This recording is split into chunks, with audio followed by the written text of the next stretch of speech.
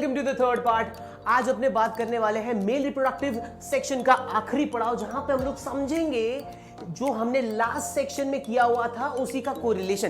As in like last section पे मैंने and किया था विथ ऑनसेट ऑफ प्यूबर्टी। ठीक है, मैंने बताया था कि बॉयज में 12 से 14 साल, 15 साल, 16 साल के अंतर्गत वो पहली बार रिप्रोडक्टिव सेल्स प्रोड्यूस करना, गैमेट्स प्रोड्यूस करना स्टार्ट करता है। बट ये शुरू कैसे होता है? तो शुरुआत के लिए हम लोग देखते हैं कि प्यूबर्टी हिट करेगा, मतलब एक लड़का 13 साल की एज को हिट करेगा या 12 साल की एज को हिट करेगा। जैसे ही हिट करेगा, सबसे पहले हम लोग देखेंगे कि उसके हार्मोन्स में बदलाव आएगी।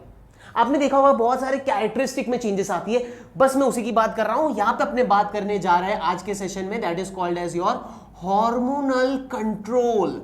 अब हार्मोनल कंट्रोल किस चीज का? Hormonal control of your spermatogenesis का। ठीक है, कि जैसे उसने प्यूबर्टी हिट की, प्यूबर्टी हिट करने के बाद उसके हार्मोन्स में आए बदलाव, जिसके वजह से वो प्रोड्यूस करना चालू करेगा स्पर्म। Is that clear? कैसे शुरू होता है? तो सबसे पहले सबसे प्रमुख जो मेरा ऑर्गन रह जाता है at this point, that is called as your hypothalamus. Okay, hypothalamus. ये जो हाइपोथैलेमस होता है, ये एक हार्मोन प्रोड्यूस करता है जिसको अपने बोलते हैं GnRH। GnRH क्या प्रोड्यूस कर रहा है गाइस? GnRH। GnRH का फुल फॉर्म क्या है? तो GnRH का फुल फॉर्म है गोनैडोट्रोपिन रिलीजिंग हार्मोन। ठीक है, तो ये एक हार्मोन है जो कि प्रोड्यूस करता है। कौन प्रोड्यूस कर रहा है? हाइपोथैलेमस प्रोड्यूस कर रहा है। ये अब हाइपोथैलेमस किसके पास जाता है? एंडोक्राइन, आपने लास्ट ईयर पढ़ा हुआ है। ये जाता है हमारे पिट्यूटरी ग्लैंड के पास, और वो भी स्पेसिफिकली मैं बताना चाहूंगा एंटीरियर पिट्यूटरी ग्लैंड के पास जाएगा। ओके, अब एंटीरियर पिट्यूटरी ग्लैंड मतलब मैंने आपको पता रहेगा कि भैया जी जो पिट्यूटरी ग्लैंड होते हैं उसको 3 हिस्सों में बांटते हैं। तो जो सामने वाला जो एकदम लाइक यदि ये पिट्यूटरी ग्लैंड है तो उसको आगे से, पीछे से और बीच से अलग अलग सेक्शन से पाड़ा जाता है, मतलब उसके सेक्शंस रहते हैं। तो उसमें से जो सामने वाला है that is called as your anterior pituitary gland. अब ये जो एंटीरियर पिट्यूटरी ग्लैंड है, ये क्या करने वाला है जरा समझिएगा। ये जो एंटीरियर पिट्यूटरी ग्लैंड है, it will secrete 2 things simultaneously. सबसे पहला जो थिंग आ जाएगा that is called as your LH, luteinizing hormone, और जो दूसरा हार्मोन है that is called as your FSH। बोलो याद रहेगा नहीं रहेगा? 2 हार्मोन LH। LH का फुल फॉर्म क्या है गाइस? LH का फुल फॉर्म है ल्यूटिनाइजिंग हार्मोन। ओके, तो एक तो ये हार्मोन हो गया, और जो दूसरी तरफ आ जाता है that is called as your FSH, which is said as follicle stimulating, okay, stimulating hormone. तो ये 2 चीजों के बारे में आपको पता रहनी चाहिए। Clear? Okay, now let's move to the next part. आपको कैसे याद रखना है? हम लोग देखेंगे कि भैया जी इधर अपने पास जो LH है, L for LH, L for ये जाएगा सीधे आपके टेस्टिस में, और टेस्टिस में किसको सीधे अटैक कर रहा है? ये सीधे अटैक कर रहा है लेडिक सेल को। किसको? Leydig cells. कैसे याद रखोगे? L for LH, L for Leydig cell, खत्म। Okay, now F follicle stimulating hormone, S for ये भी जाएगा टेस्टिस में, और S फॉर हम लोग देखते हैं that is your Sertoli cells. Is that clear? तो ये 2 चीजें आपको ध्यान रखनी है, मतलब कि अब जो मेरे पिट्यूटरी ग्लैंड जो मेरे दिमाग में है, वहां से वो अब चला गया है सीधे टेस्टिस में। अब टेस्टिस में लेडिक सेल और सर्टोली सेल को स्टिम्युलेट करवाएगा। अब कैसे स्टिम्युलेट करवाएगा हम देखेंगे कि ये जो लेडिक सेल है, it will start producing a hormone that is called as your testosterone. Testosterone, बराबर? तो टेस्टोस्टेरॉन प्रोड्यूस किया। Okay, now the point that comes is कि ये टेस्टोस्टेरॉन का काम क्या होता है? तो testosterone will help in stimulating spermatogenesis. Is that clear? Spermatogenesis को इनिशिएट करवाएगा, मतलब कि भैया जी स्पर्म बनो, स्पर्म बनो, स्पर्म बनो। और यही नहीं, बल्कि हम लोग देखेंगे, एक तो ये इसका फंक्शन हो गया। Okay, this is the primary function कि हाँ भाई चलो टेस्टोस्टेरॉन का ये तो एक रहेगा। उसके अलावा हम लोग देखेंगे कि ये जो टेस्टोस्टेरॉन है, it will be important for secondary sexual characteristics. Right और नॉट? हम लोगों ने पहले ही देखा था कि टेस्टोस्टेरॉन ये सेकेंडरी सेक्सुअल कैरेक्टरिस्टिक को इनिशिएट करवाने में मदद करेगा, टेस्टोस्टेरोन का काम done. Now let's move to the Sertoli cell. Sertoli cells में से हम लोग क्या देखेंगे, we will basically see that it will start producing two stuff. Okay, हम लोग देखेंगे कि ये भी अलग अलग चीजें प्रोड्यूस करेगा। सबसे पहले आ जाता है ABP which is called as your androgen binding protein. अब ये एंड्रोजन बाइंडिंग प्रोटीन और जो दूसरा जो आ जाता है that is called as your inhibin. Okay, ये दो चीजों का नाम रखेंगे, ABP that is called as your androgen binding protein और दूसरा आ जाता है इनहिबिन। अब बात आती है कि सर ये ABP का काम क्या रहता है, तो ABP का काम रहता है टू कॉन्सेंट्रेट टेस्टोस्टेरोन। ओके, तो टेस्टोस्टेरोन को कॉन्सेंट्रेट करता है कहां पे, सेमिनिफरस ट्यूब्यूल के अंदर। ये क्या करता है, टेस्टोस्टेरोन को कॉन्सेंट्रेट करता है, क्योंकि सेमिनिफरस ट्यूब्यूल्स में यदि टेस्टोस्टेरोन कॉन्सेंट्रेट रहेगा तभी जाके स्पर्मेटोजेनेसिस फटाफट होगा। Next thing that is called as your inhibin. Inhibin मैं बाद में बताता हूं, पर उसके अलावा एक और चीज देख रहे हैं कि ये Sertoli cells will also initiate the process of spermatogenesis. हो गया अपना ये दो काम, ठीक है। अब बात आ जाती है कि सर ये इनहिबिन का काम क्या है, तो inhibin basically acts as an inhibitor. याद रखना, इनहिबिन इनहिबिटर, बात खत्म। अब होगा क्या, मान लो कि FSH का मात्रा बहुत हद से ज्यादा हो रहा है, जिसके वजह से सर्टोली सेल कुछ ज्यादा ही एक्साइटेड हो रहा है, कुछ ज्यादा ही अंदर प्रोसेस चल रहा है, तो ये जो इनहिबिन है it will act as negative feedback mechanism show करते हुए हम देखेंगे कि ये इनहिबिन, ओके, ये जो इनहिबिन है ये सीधे अटैक करेगा पिट्यूटरी ग्लैंड को। सिर्फ पिट्यूटरी ग्लैंड ही नहीं, बल्कि हम लोग देखेंगे that it will attack the hypothalamus also. ठीक है, तो ये इनहिबिन इन दोनों को ही अटैक कर रहा है, सो दैट अब जो मेरा पिट्यूटरी ग्लैंड है और जो मेरा हाइपोथैलेमस है वो अब ये जो FSH प्रोडक्शन, GnRH प्रोडक्शन को रोक दे। Is that clear? तो ये दोनों हो गया इनहिबिटरी इफेक्ट। अब टेस्टोस्टेरोन के बारे में बात करें, जब टेस्टोस्टेरोन की भी मात्रा हद से ज्यादा बढ़ जाती है, जो उसका नॉर्मल कॉन्सेंट्रेशन है उससे ज्यादा बढ़ जाती है, तो हम लोग देखेंगे that this testosterone will itself act as a negative feedback mechanism for your hypothalamus as well as for your anterior pituitary gland. Okay, तो हम लोग क्या देखेंगे, हम लोग देखेंगे कि इस तरीके से वो नेगेटिव फीडबैक करके टेस्टोस्टेरोन LH को रुकवा देगा और इनहिबिन FSH को रुकवा देगा, और दोनों मिलके हाइपोथैलेमस को बोलेंगे कि भाई साहब तू GnRH भी बंद कर दे, क्योंकि हमें अभी जरूरत नहीं है, एक लिमिट तक बराबर है। Is that clear? In short में देख रहा हूं टेस्टोस्टेरोन ने भी स्पर्मेटोजेनेसिस को स्टिमुलेट किया, और जो मेरा सर्टोली सेल्स है वो भी इनडायरेक्टली मैं बोल सकता हूं स्पर्मेटोजेनेसिस को स्टिमुलेट करवा रहा है। खत्म, ठीक है, स्पर्मेटोजेनेसिस स्टिमुलेट हो चुके हैं, हार्मोन सब कुछ आ चुका है, तो क्या अब हमारी बारी आ जाती है कि फटाफट से स्पर्म कैसे बनते हैं वो समझे। ठीक है, लेट्स सी स्पर्म कैसे बनता है। ओके, सो अब अपने देख रहे हैं कि भैया जी टेस्टिस के अंदर हमारे पास सेमिनिफरस ट्यूब्यूल्स है, ये रेड रेड वाले जो भी आप सेक्शन देख रहे हो सारे के सारे सेमिनिफरस ट्यूब्यूल्स है। उसके अंदर हमने देखा था there were some cells which were called as Leydig cell, जो कि बीच बीच में सेमिनिफरस ट्यूब्यूल के बीच बीच में अवेलेबल थे। अभी अभी हम लोगों ने हार्मोनल सेक्शन पे क्या सीखा कि ये जो लेडिक सेल है उसने टेस्टोस्टेरोन बनाया। ओके, और सर्टोली सेल, अब सर्टोली सेल कहां थे, वापस एक बार रिकॉल कर रहे थे कि भैया जी ये जो सेमिनिफरस ट्यूब्यूल है, ये जो लाल कलर के जो सेमिनिफरस ट्यूब्यूल है, मैं उसका एक पतला सा धागा ले रहा हूं, उसको काट रहा हूं और आपको बोल रहा हूं बीच में देखो कि ये धागे के बीच में क्या है। तो बीच में से मैं देख रहा हूं कि ये जो ब्लू शेप का जो ट्राइंगुलर शेप स्ट्रक्चर जो आपको दिख रहा है वो आपके सर्टोली सेल्स थे। सर्टोली सेल्स ने क्या प्रोड्यूस कर दिया, ABP प्रोड्यूस कर दिया, ओके, जो कि टेस्टोस्टेरोन को सेमिनिफरस ट्यूब्यूल के अंदर कॉन्सेंट्रेट करेगा, और दोनों मिलके क्या करेंगे, स्पर्मेटोजेनेसिस की शुरुआत करेंगे। तो एक चीज समझते कि स्पर्मेटोजेनेसिस में हमें करना क्या है। Spermatogenesis is the process of formation of sperm, बराबर, हम लोग को बनाना है स्पर्मेटोजोआ। ध्यान रखना, मैं बहुत ही प्रिसाइज्ड टर्म यूज कर रहा हूं, स्पर्मेटोजोआ बनाने की प्रक्रिया। चलो बात करते हैं इसके बारे में, चर्चा रखते हैं। ओके, देखो, यदि मैं बात करूं स्पर्मेटोजेनेसिस के बारे में, ओके, स्पर्मेटोजेनेसिस में हम लोग देखेंगे कि दो स्टेप रहेंगे, दो हमें ऐसे प्रिसाइज रीजन्स दिखेंगे। सबसे पहला जो मुझे करना है that is formation of spermatids. Okay, ये मेरा पहला काम है, स्पर्मेटिड्स बनाना।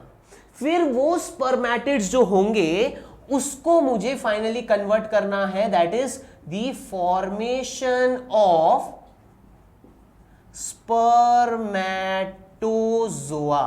अब आप बोलोगे कि सर ये क्या बोल रहा है, यहां पे एक सिंपल सरल भाषा में बताऊं तो हमारे पास एक इनिशियल एक मदर सेल होगा, ठीक है, उसको मुझे पहले कन्वर्ट करना पड़ेगा स्पर्मेटिड्स में, ठीक है, उसको कन्वर्ट करना पड़ेगा स्पर्मेटिड्स में।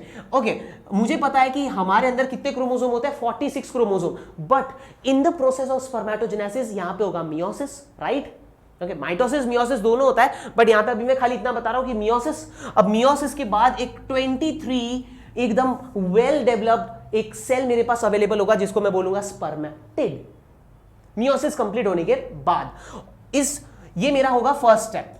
Is that clear? ये ऊपर वाला जो फॉर्मेशन ऑफ स्पर्मेटिड है ये वो है। फिर उसके बाद ये जो स्पर्मेटिड है उसको मुझे मॉडिफाई करना है एक वेल डेवलप्ड स्पर्म में।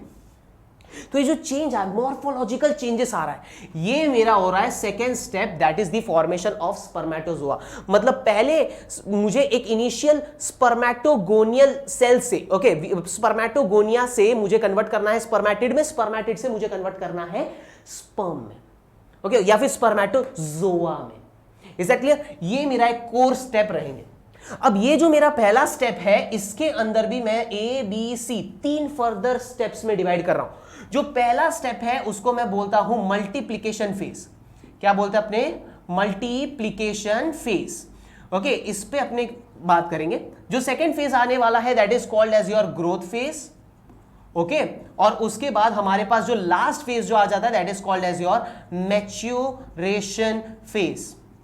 ओके, तो ये 3 फेज होने के बाद जो मेरे को एक सेल मिलेगा, जो मेरे को एक वेल डेवलप्ड सेल मिलेगा that is called as your spermatid. और फिर उसके बाद वो स्पर्मेटिड को मुझे किस में कन्वर्ट करना है? स्पर्मेटोजोआ। Is that clear? ये मेरा स्टेप्स रहेगा। लेट्स स्टार्ट इन डिटेल, एक एक स्टेप को समझते हैं कि भैया जी इधर एक एक चीजें क्या होने वाली है। Okay, let's see to it. यहां पे मैं जो ऑब्जर्व करने वाला हूं वो ऐसा है that first of all I will start with the growth phase. आराम से स्टार्ट करते, जरा समझिए ये डायग्राम की तरफ। ओके, ये मेरा सेमिनिफरस ट्यूब्यूल था। ये सेमिनिफरस ट्यूब्यूल के अंदर मैं क्या देख रहा हूं? ये जो सबसे ऊपर वाला है that was called as your epithelial, germinal epithelial tissues. Okay, जो कि बिल्कुल एकदम बॉर्डर्स में मौजूद है, right. Now they are undifferentiated, they are undifferentiated. तो मैं उधर लिख देता हूं, ठीक है, कि प्रोसीजर कैसे स्टार्ट होगा। तो as I am starting with the multiplication phase,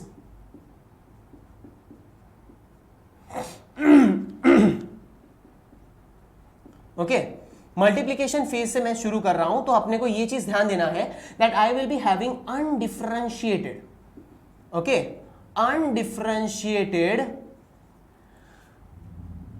प्रीमॉर्डियल germ sales.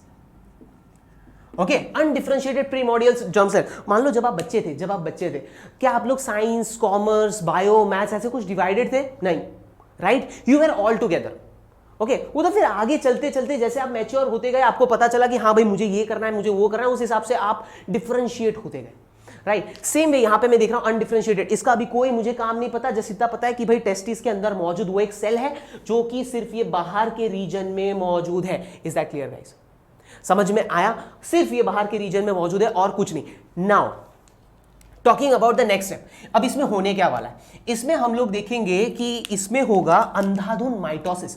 याद रखना है, टेस्टिस के अंदर मियोसिस अकेला नहीं होता, माइटोसिस भी हो रहा है। तो यहां पे मैं देख रहा हूं सेमिनिफरस ट्यूब्यूल के अंदर ये जो मेरे पास प्रीमॉर्डियल जर्म सेल है उसका होगा माइटोटिक डिवीजन। क्या होगा? माइटोटिक डिवीजन होगा, ओके, जिसको अपने बोलते हैं माइटोटिक डिफरेंशिएशन। ओके, और माइटोटिक डिफरेंशिएशन के बाद अब जो मेरे पास एक नया नवेला सेल बनेगा, ओके, दैट नया नवेला cell is called as your spermatogonia.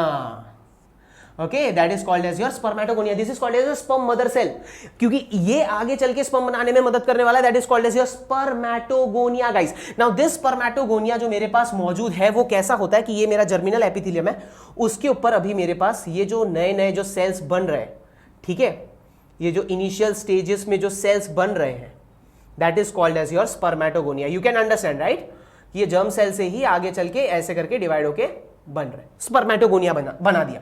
Okay, अब ये जो स्पर्मेटोगोनिया है ये और माइटोटिकली डिवाइड होगा। कैसे डिवाइड होगा? माइटोटिकली डिवाइड होगा। तो चलो लिख देता हूं यहां पे मैं देखूंगा और भी होगा माइटोसिस।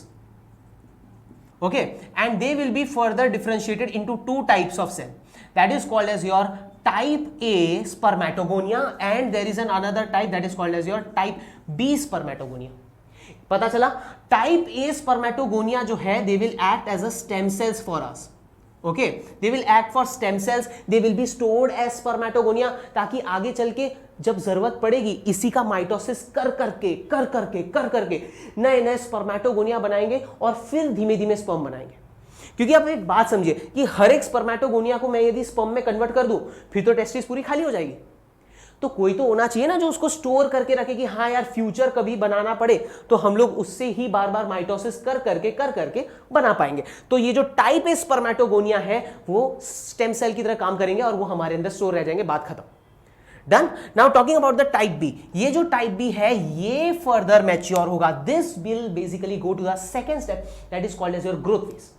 बराबर, तो हम लोग यहां पे क्या देख रहे हैं, ये जो मेरा टाइप बी है this will be going to my second phase which is called as your growth phase.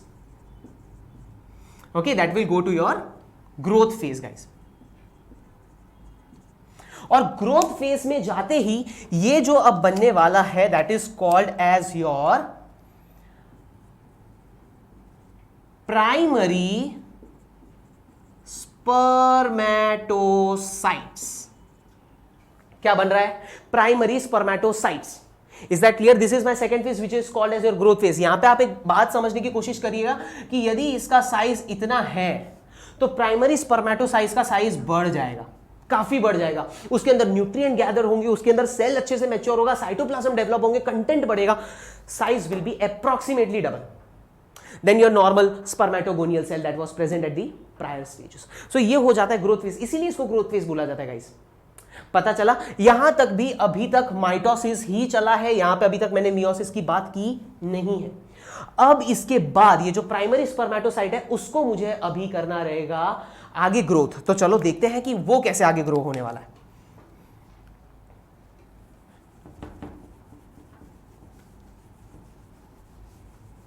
Okay, अब बात यह आ जाती है that I am basically having the primary spermatocyte. याद रखना है कि जो प्राइमरी स्पर्मेटोसाइट जो होता है उसमें अभी भी क्रोमोसोम नंबर 46 ही है, तो चिंता करने की अभी कोई बात नहीं है। अब चालू होगा मेरा मियोसिस।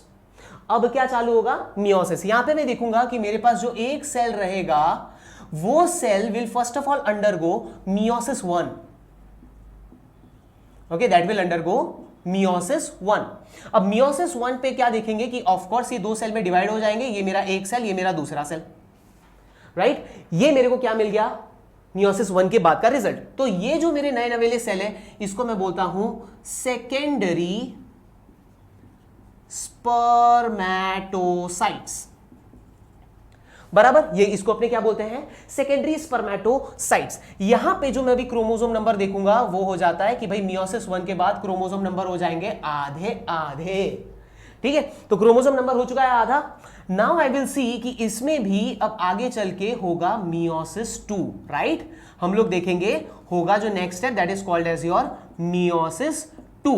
और मियोसिस 2 के बाद मुझे 1 2 3 4 ये जो मुझे अब मिला है that is called as your spermatids. Okay, spermatid. Okay, और हर एक स्पर्मेटिड में कितने होंगे? 23 23 23 23 क्रोमोसोम्स होंगे। बात खत्म।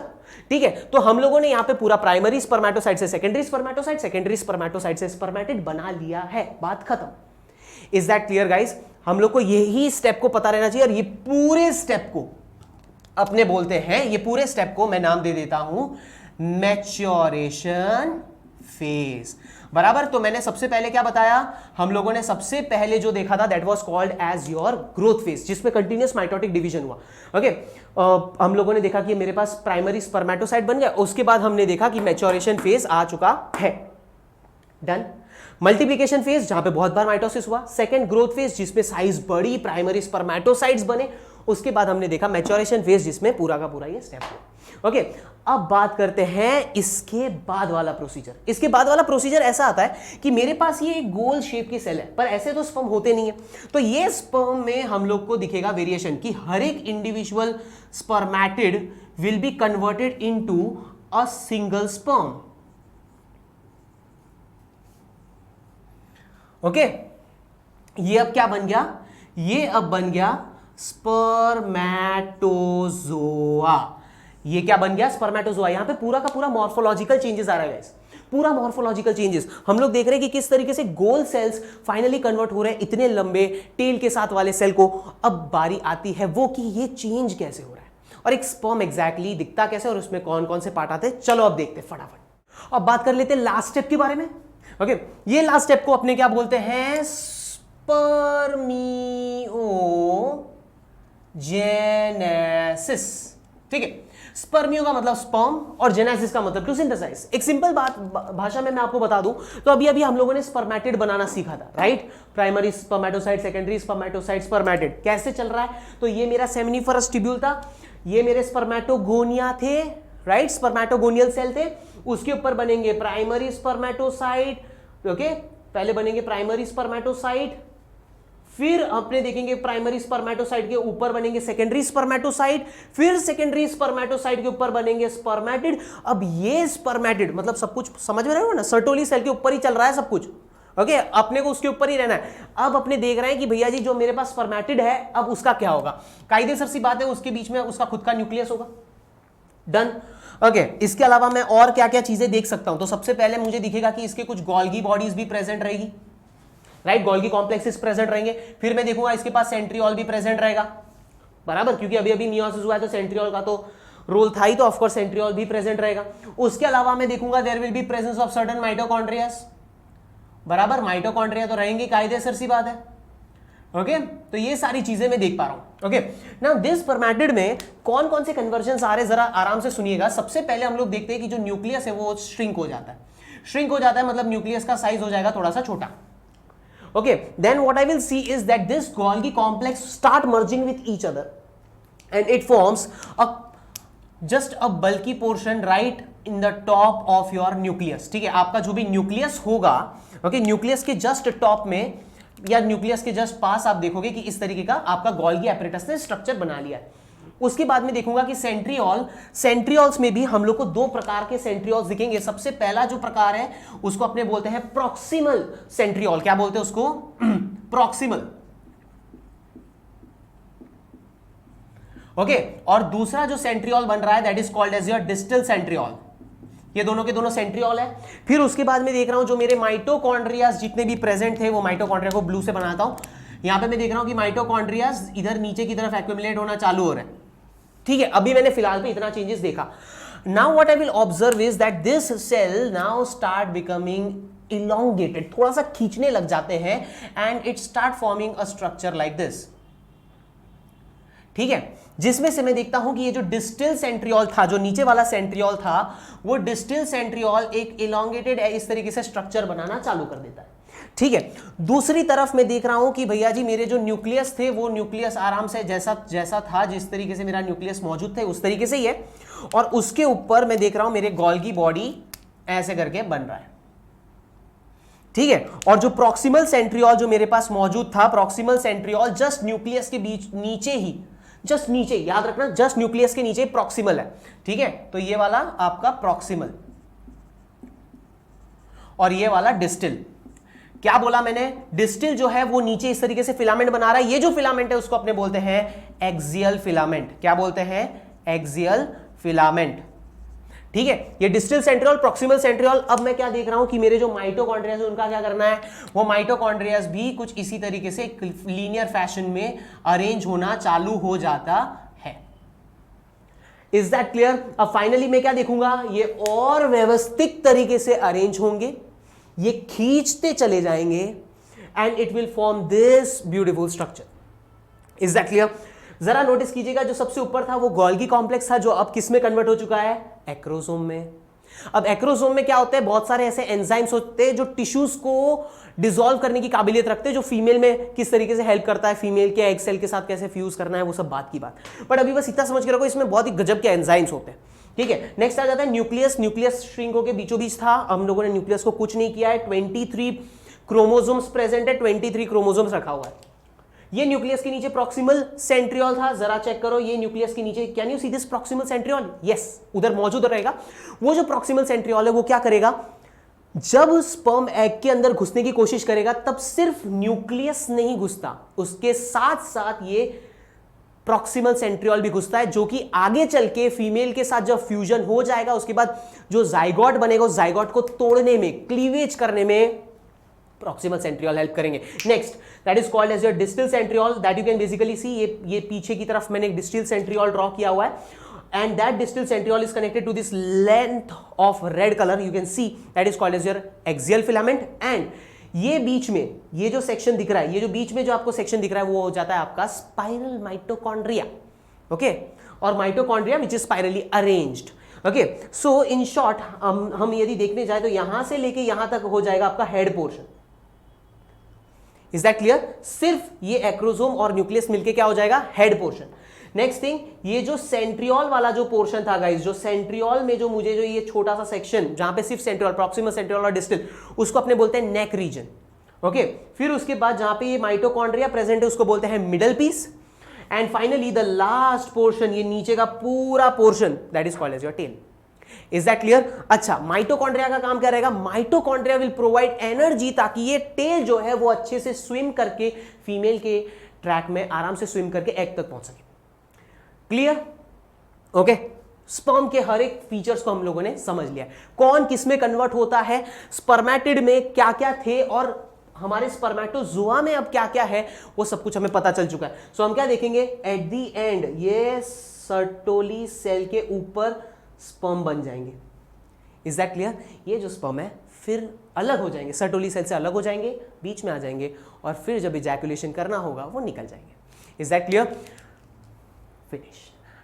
पूरा हम लोगों ने मेल रिप्रोडक्टिव सेक्शन देख लिया है, इसका जितना भी नोट्स है आपको डिस्क्रिप्शन में मिल जाएगा। पसंद आया लाइक बटन, लाल बटन, घंटा बटन सब दबा के जाओ।